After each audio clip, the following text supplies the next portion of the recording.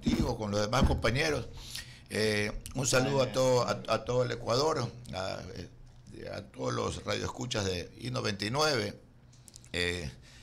Súper honrado de estar acá, ¿no? Súper honrado de estar acá. Actualmente Jorge Valdés Ceballos es ejecutivo del grupo LANEX, ¿no? Grupo dedicado pues a la actividad camaronera, como le decimos acá, pues a la acuacultura. Pero definitivamente como integrante de una familia muy tradicional, la familia Valdés, que se instaló en Milagro a finales del siglo XIX, en el último tramo del siglo 1895. 1895 nos instalaron en Milagro, y eso significó no solamente para Milagro, sino para el país también el desarrollo de la actividad industrial y un gran soporte. Hablar de Valdés es hablar de toda una tradición, de empuje. ¿De qué más, Jorge? Bueno, hablar de Valdés yo lo catalogo como hablar de honestidad, ¿verdad? Hablar de humanidad. Yo leí hace pocos días una reseña que publicaron en Milagro sobre mi tío del mundo, Valdés Murillo, el cual fue mi figura, la figura paterna de mi padre, y como un abuelo. Exactamente, y como un abuelo para mí, ¿no? Mi padre, pues, fue único hijo de un hermano de él. Él es el nieto mayor del coronel Enrique Valdés Concha, y cuando murió mi abuelo muy jovencito, él pasó a ser como un hermano de mi tío del mundo, con partes iguales prácticamente, y fue el mentor de mi padre, ¿no? Y la familia, pues siempre, como todo el mundo lo sabe, se dedicó a compartir todo lo que tenía. Yo recuerdo hace pocos días que hablamos de las utilidades de la empresa. Yo me acuerdo que Valdés repartía el 50% de las utilidades, de las ganancias del año en dos partes, entre los accionistas y entre sus trabajadores, a quienes cariñosamente le llamamos la familia Valdespina. Por eso, cuando yo era pequeño, pues a veces me preguntaba si la compañía era de nosotros solamente o también de los trabajadores, porque los consideramos casi como unos dueños, ¿no?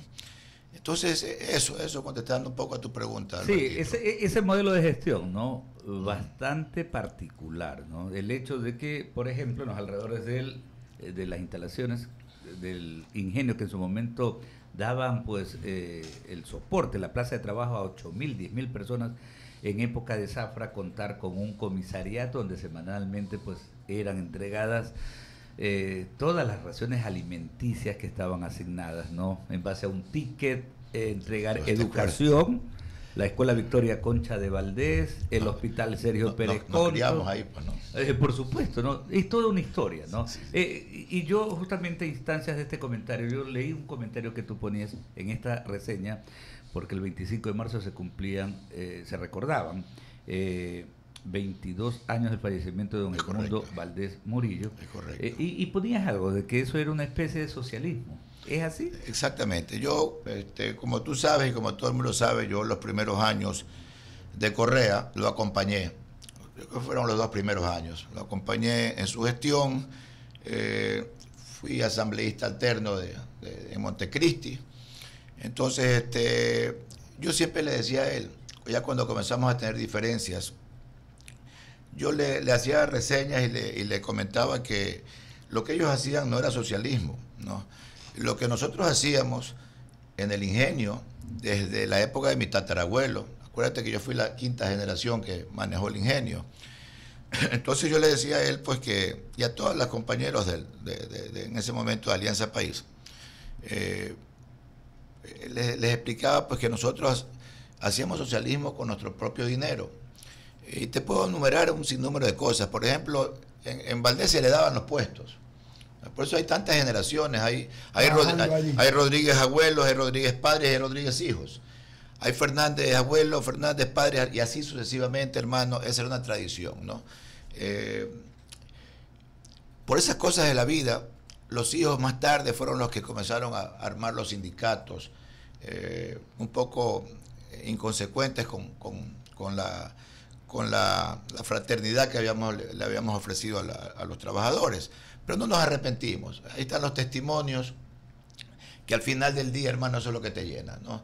Recorrer las calles de Milagro y siempre pues escuchar cosas buenas, eso es lo que realmente llena al final del día. Mira, la familia nació con dinero, no, su norte no era amasar fortuna, si no hubiéramos comprado media provincia del Guayas en su momento. En ese momento, claro. Pero no nos interesaba eso, nos interesaba más bien hacer política en su momento. Acuérdate tú, pues, que los primeros presidentes del Consejo Cantonal Milagro, claro. fue Valdés, ¿no? Edmundo Valdés, Rafael Valdés, Pepe Dáger, Vicente Concha. Toda la gente vinculada al ingenio. Toda la gente vinculada al ingenio, y desde ahí servíamos. A nadie se le hubiera ocurrido en ese momento poner sobreprecio de cosas, hacer un lleve por aquí, hacer un lleve por acá, un amarre por el otro lado. Eso era mala palabra, ¿no? Claro, era la inversa. Por eso Ramiro queda hasta una huella, ¿no? Por ejemplo, en lo deportivo, Unión Deportiva Valdés nació, o sea, un equipo de fútbol que iba a ser campeón nacional. Y era esa identificación. Unión Deportiva Valdés. Unión Deportiva Valdés era la identificación de don Edmundo Valdés con el deporte. Él después llegó a ocupar la dirección en la Junta de Beneficencia. Y déjame conversarte algo. Del por qué don Edmundo se retira del fútbol, se retira de la política en su momento y se dedica de lleno al ingenio. Porque justamente sus primos en el directorio de la compañía comenzaron a ver mal esa parte, ¿no, verdad? Que él esté dedicado mucho tiempo a la parte social. El deporte, tú sabes que es una parte social, definitiva. Claro, social deportiva. Y comenzaron a verle diferencia y lo obligaron, prácticamente lo acorralaron a que se haga un lado, y ahí es que donde entra el velasquismo, entra Chicho, después de don Edmundo, Sí, y coge las riendas de la política, ¿no? Centenario. Legendario, ¿no? Exactamente. Ayer escuchaba, pues, veía una central política de los años 60, en una reseña de Víctor Hugo Vicuña, que es un muy buen historiador de Milagro. Y me acordé porque en Milagro habían dos tendencias, y creo que en todo el Ecuador, los poncistas y los velasquistas, ¿no? Valdés era poncista, entonces siempre Velasco no era bien recibido en Milagro habiendo sido Ponce ministro de gobierno de Velasco, ¿no? De ahí se pelearon. Cosas de la política, ¿no? ¿Qué cosa, Ramiro? Sí. ¿En qué momento la familia decide desvincularse del área del azúcar? Porque dejan de ser entra el Grupo Novoa. Y entra el Grupo Novoa. Eso ya creo que fue hace unos 40 años, 30 años. Fue 30 años podrán ser. Año 92. 30 años. Casi 30 años. Sí. 30 años. Buena matemática. Sí, deciden desvincularse. No interesa el por qué, pero hacen un giro. ¿Y a qué se dedican? Sí, mira, para mí hablar de Valdés es un poquito agridulce, por esto mismo de que no estamos ya en el ingenio y porque tuvimos prácticamente una salida forzosa, ¿no? Y sí es bueno señalar esto, porque hay mucha gente que piensa que el ingenio quebró, que fue mal manejo. No. Te voy a explicar un poquito y vámonos a irnos para atrás. Valdés lo funda Rafael Valdés Cervantes, un ibarreño que entra por el norte, sus padres colombianos, se casa con una señora de Esmeraldas, Victoria Concha de Valdés, tiene un único hijo, que fue el coronel Enrique Valdés Concha, y 5 hermanas mujeres. Yo vengo de ese único hijo varón. Enrique Valdés muere en la batalla de Camarones, ¿no? En la lucha política también, con el liberalismo, con el general Alfaro. Entonces muere y sus descendientes quedan muy chiquitos. Mi tío Moyo tenía 11 años y sus demás hermanos, incluido mi abuelo, eran más chiquitos todavía. Entonces, pues tuvimos la suerte que tuvimos una tía soltera que nunca se casó. Entonces, esa tía se dedicó a hacer grande a los hijos de su hermano muerto. Mucho en esa época, la solterona, las tías que eran como madres. Le daban a uno. Esta fue la matrona, la patriarca de la familia, ¿no? Eduardo sabe. Doña Rafaela Valdés Concha, pues dejó media fortuna en las iglesias y todo aquí en Guayaquil. Un altruismo total. Como Eduardo. Totalmente. Entonces, cuando estos chicos se preparan para regresar al ingenio, ya preparados, ella pues los preparó completamente. Los primos, don Sergio Pérez Valdés, los Dilón Valdés, que después fueron dueños del Banco Guayaquil, no lo vieron con buenos ojos. Y comenzó siempre una especie de rivalidad entre los que veníamos de la línea Valdés y de los primos, ¿no? Doña Rafica cría un muchacho como hijo, que fue don Ervin Berni, coronel. Al fallecimiento de ella le deja a don Ervin, porque lo quiso muchísimo, casi como un hijo. Hijo de una chica que trabajaba con ella, que fue prácticamente criado con ella. Entonces ella le deja acciones en partes iguales y metemos a la familia a alguien que no era Valdés. Obviamente, pues ya ahí se comenzó a perder la línea y comenzaron resentimientos. Los estatutos del ingenio siempre hacían que las elecciones para gerentes sean cada año. Y siempre les ganábamos. Les ganábamos con 1 o 2 puntos. Digamos 52 a 48, 53 a 47. Y ese 47% fue arrastrando este resentimiento. Y apareció Luis Novoa. En ese momento pues era dueño no solamente de medio Ecuador, sino de medio mundo. Y comenzó a comprar acciones, hasta llegar a comprar en totalidad de la otra parte. Así es como se va un poco acabando la dinastía, ¿no? Nosotros nos unimos 4 familiares que completábamos el otro 50 y nos comprometimos a mantener sellada ese compromiso. Pero era tal el poder de persuasión de Luis Novoa que convenció a una de las tías y le vendió el 7%. En ese momento perdimos prácticamente hasta la identidad, ¿no es verdad? Luis Novoa había conocido a mi tío Edmundo desde la época cuando él fue, pues, como un hijo para Juan X Marcos, en el ingenio San Carlos.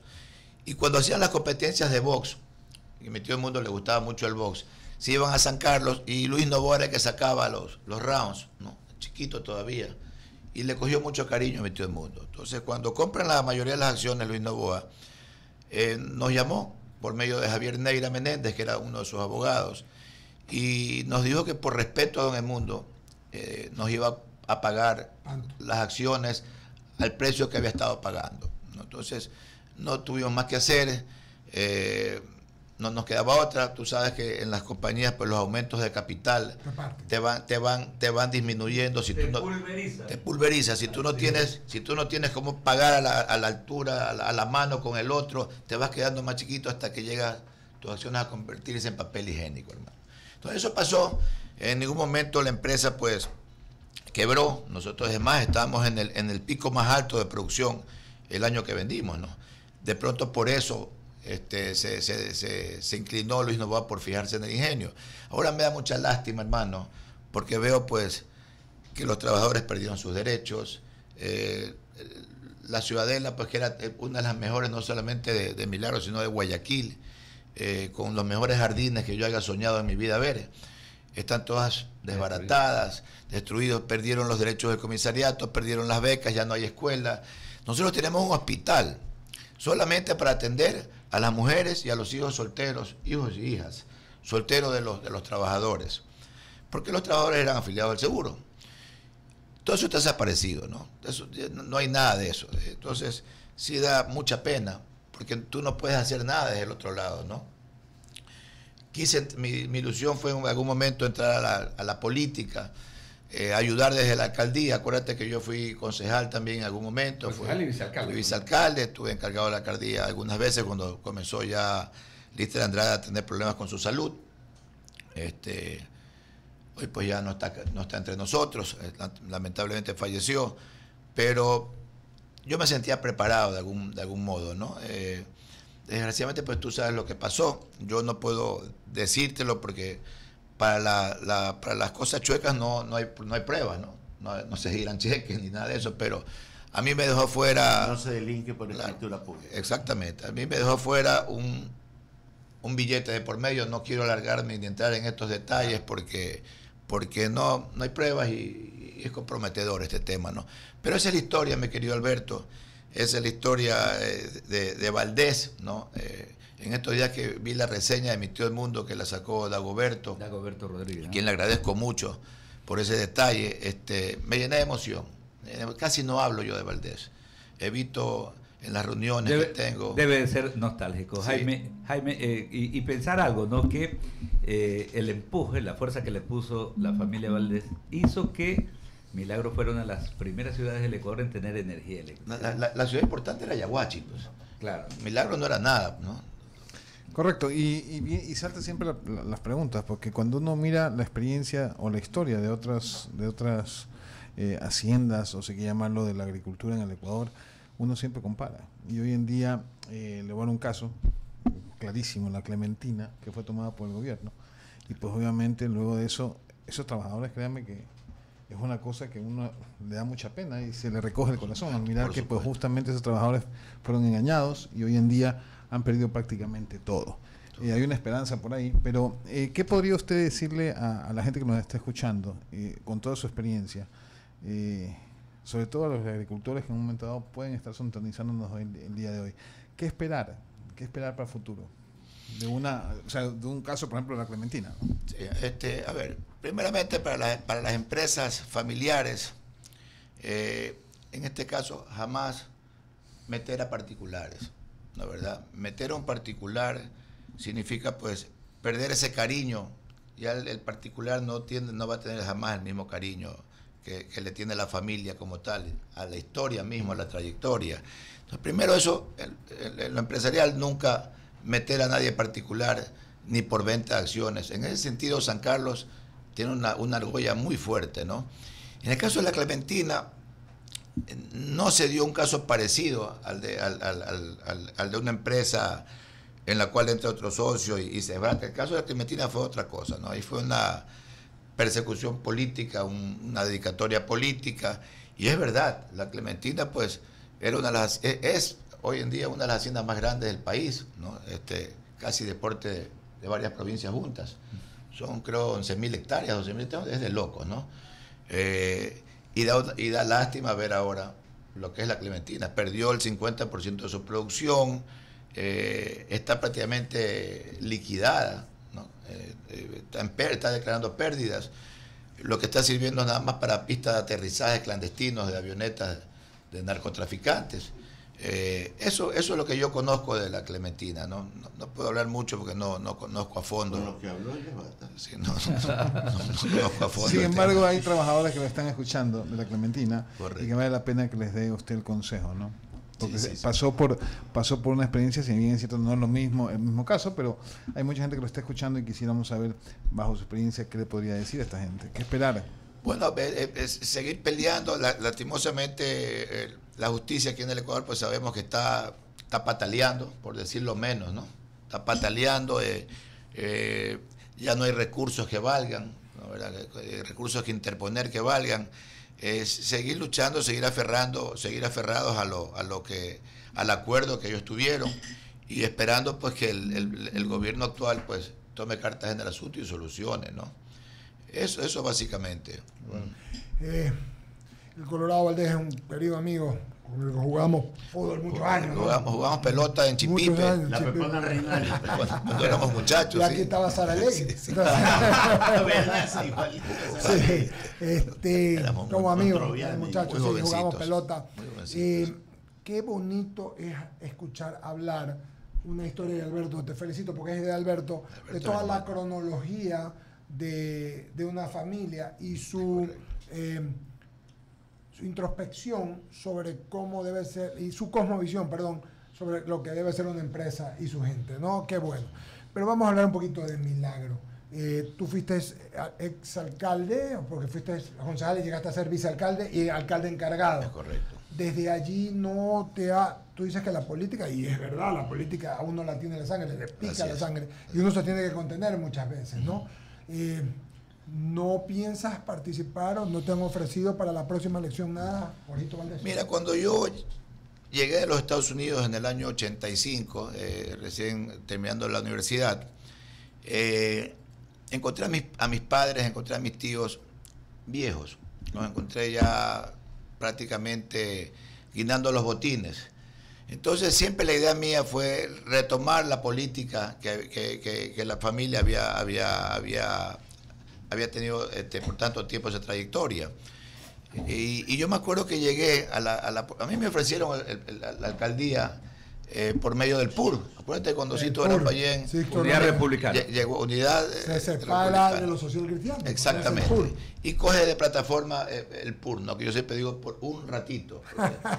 Fue un ratito. Así fue. Fue nada. Debut y despedida. Así es. Parecido a lo que está pasando con Creo, ¿no? O sea, son estructuras que se forman solamente para llegar a la alcaldía y luego pues no estamos hablando de estructuras como la Izquierda Democrática, el Partido Social Cristiano que viene de la época de Ponce Enríquez y el velasquismo y el CFP en su momento, etcétera, etcétera. Pero básicamente me interesé en la política y Brendero Centenaro, que era el hermano de Chicho, tenía una botica en donde retiraban todos los medicamentos los trabajadores. Y él comenzó a hacer una encuesta. Walter Los Valdés en ese momento era el más aceptado. Entonces me visitó, me dice, mira Jorge, te propongo que coja la alcaldía, que te candidatices para la alcaldía de Milagro por el partido de Sixto. Entonces mi padre me dijo, no, estás muy joven, yo tenía 29 años creo, estás muy joven, quiero que te dediques a trabajar, coge una concejalía, dile que acepta la concejalía como para que hagas presencia. Tu papá te amagó, realmente es a ti. Exactamente. Me asesoró hombre mal, sabio, me asesoró ¿no? mal. Pero un hombre sabio, ¿no? Entonces, estaba comenzando para que aprendiera. Sí, quería que trabaje, Sí. quería que aprenda. Acaba de llegar yo a los Estados Unidos. Entonces, así como en el año 92, me lanzo a la alcaldía, Lister por la 1, que era Partido Conservador. El Partido Conservador que tenía una alianza con Sixto, Con el PUR. con el PUR, y él entra por la 1 y yo entro como concejal por la 8. Casi igualamos en el número de votos, ¿eh? Él como alcalde y yo como concejal. Entonces, así es que yo entro a la política, hice una muy buena campaña, mira, yo me siento honrado de que a mí no tengo una mancha en la Contraloría, y yo manejé temas del Estado, ¿no? Yo me acuerdo que Montserrat Butiñán, en ese tiempo ministra de Bienestar Social, me encargó las primeras guarderías del ORI. Ministro de Gobierno. Acuérdate del ORI, Operación Rescate Infantil, que era la red de la niñez, una cosa así en el pasado. Y yo abrí pues más de 70, 80 guarderías en Milagro y había manejo de dinero. Y yo me acuerdo que yo tenía que poner de mi bolsillo, hermano, porque a veces no había. Eso toca. A veces no había, entonces había que poner de mi bolsillo. Puedo decirte que perdí plata ahí, pero me llenó haber servido, ¿no? Y es parte del servicio, entre otras cosas. público, ¿no? Entonces me abrí, trabajé en una exportadora de camarón, muchos años en Exportclor, muchísimos años, hasta que un buen día se dio el tema, me acuerdo que Gustavo Darquea nos conocimos, nos hicimos amigos, y me invitó a participar, lo mismo Roberto Hidrobo. Todos pues, el conjunto de personas que formábamos el grupo político de Gustavo, todos querían un cargo público. Yo me acuerdo que yo quería ser candidato, porque sentía que podía, que tenía la musculatura política como para hacerlo. Y avanzamos. La primera traición que sentí yo del partido de Correa fue cuando iniciamos las primeras listas para asambleístas. Ahí no había todavía por distrito, eran por plancha. Yo era el 11º.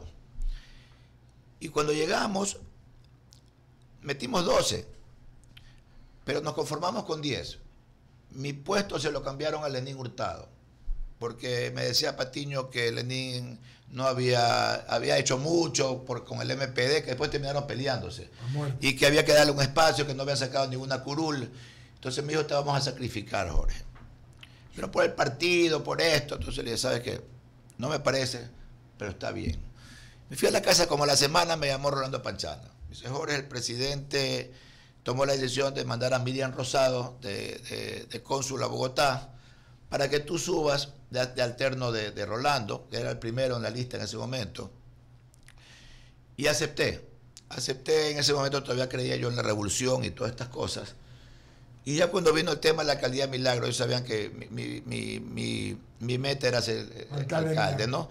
Entré a la empresa eléctrica como presidente del directorio para justamente promocionar el tema. ¿Te acuerdas la época de los focos ahorradores? Sí, claro. Y la tarifa de la dignidad y todas estas cosas?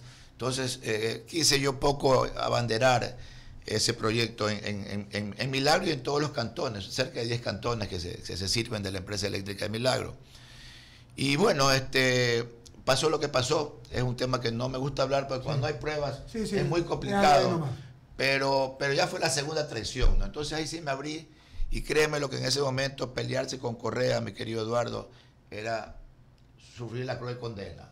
Entonces lo asumí con valor. Lo asumí con valor. Me dediqué a trabajar mucho y bueno, no fue hasta cuando ya vino Lazo, cuando le ganó Lenín Hurtado, Lenín Moreno, que volví otra vez a hacer un poquito Activar. de política, ¿no? Por medio de César Monge y por medio de mi gran amigo, a quien le mando un abrazo, un saludo, porque hoy es su cumpleaños, Paul Olsen Pons. Saludos a Paul. Eh, Paul Once. Está de cumpleaños, Paul. Está de cumpleaños Un hoy día, abrazo. Paulcito. No lo vemos tiempo, venía por aquí siempre, ¿verdad? Y yo sí te puedo decir ahora, ya hablando un poco, pasando un poco al tema de producción camaronera, esta familia, hermano, es impresionante, ¿no? Yo quiero, por este medio, felicitar al grupo LANEC. En este año, hermano, trabajadores humildes, da gusto verlos ya en su carro propio. Las utilidades fueron tan buenas en este año del grupo LANEC que el los trabajo... camaroneros ganaron. pero el hermano, año que pasado cada trabajador se forra. humilde Sí. tiene para comprarse un carrito, hermano. Entonces, qué bueno. entonces la semana pasada yo tuve que decirles, parquéenme afuera, porque me invadieron los parqueos, hermano, en la camaronera de carros particulares, ¿no?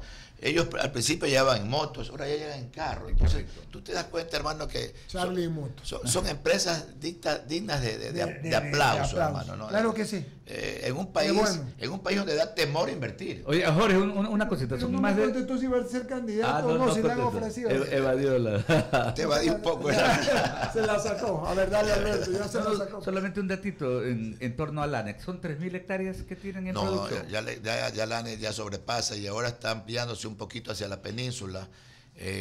Más o menos. Cerca de ya de 4.000 hectáreas. con lo que 4.000 van a hacer, hectáreas sí. de camarones. Vuelvo y te repito, hermano, es un grupo que invierte. Mira, en la zona de Tauro donde estamos nosotros, que es nueva, ¿no? Eso es un emprendimiento de camarón de agua dulce, ¿no? ¿Verdad? Que hoy por hoy pues es la mejor camaronera del grupo. En la zona de Tauro, hermano, nosotros estamos invirtiendo en tecnología. Nada es a diésel ya, ¿no? Todo es eléctrico. Qué bueno. Para estar Más amigable limpio. con el medio Claro, ambiente. es limpio. Entonces, estamos sacando camarón de primera, estamos invirtiendo en aeradores eléctricos, los motores para bombear agua ya no son de diésel, son eléctricos. Tenemos estos alimentadores inteligentes, que no es otra cosa que unos sensores hidrófonos que van debajo del agua. Entonces, pues, el camarón cuando come, la mandíbula del camarón hace como una trituradora. O sea, lo que el hidrófono detecta el sonido de la trituradora del camarón que está comiendo, dispara el alimento. Entonces, no afectamos el suelo, ¿no es verdad? No se desperdicia balanceado, come lo que el camarón pide. O sea, es de locos, ¿no? Yo cuando comencé en el 78, nosotros fuimos los primeros camaroneros en el país, en Mondragón. Esto era inimaginable, pues. Nosotros producíamos 2.500 libras de camarón y ganábamos plata. Ahora estamos produciendo 8.000, 9.000, 10.000 libras por hectárea. Qué bárbaro. Entonces, es realmente impresionante, ¿no? Pero todo esto se debe al esfuerzo de este grupo, ¿no? Felicito pues al grupo Olsen, de verdad que son mis respetos. Solamente comentar que es un punto interesante y vale la pena en algún momento, ya que nosotros tenemos un convenio con la acuacultura, Con la de hacer una entrevista, porque también hay camaroneros que te hacen, les dan alimentos orgánicos, que exportan con mucho éxito. O sea, hay gente, así como está diciendo Jorge, que solamente dan alimento orgánico, es decir, sin ningún tipo de... Y es interesante también porque lo compran mucho en ciertos países. Claro. Es caro, porque no es para todo el mundo, pero Bueno, mira, ahora está de moda el tema de las certificaciones de calidad, ¿no? Nosotros pues tenemos ya varias certificaciones de medio ambiente, de todo tipo de certificaciones. Eso quiere decir que nosotros tenemos que tener al trabajador y la calidad del producto que hacemos en primer lugar, ¿no?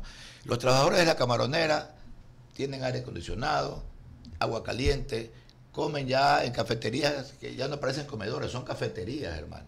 Entonces, todo eso mirando hacia las camarones, hacia los certificados de calidad, ¿no? Que nos dan un mejor precio. Dijo el canciller hoy día, para concluir, algo interesante.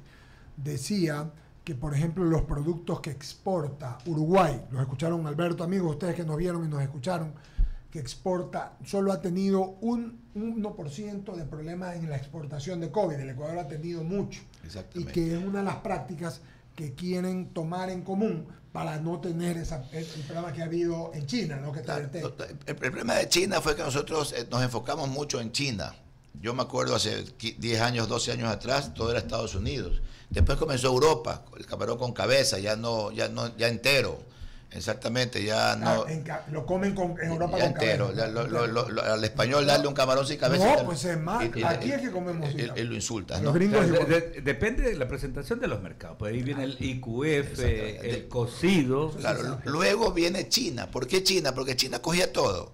China cogía todo, China no andaba viendo la calidad, no andaba molestándote por esto, por otro, agarraba todo lo que podía. Con tanta gente que pero eso fue un arma de doble filo. Ya ves lo que pasó en el 2019, comenzó el tema del COVID, 2020, perdón, comenzó el tema del COVID, y comenzaron a restringirnos, entonces aprendimos la lección y ahora repartimos los huevos en varias canastas. Bien hecho. ¿No, verdad?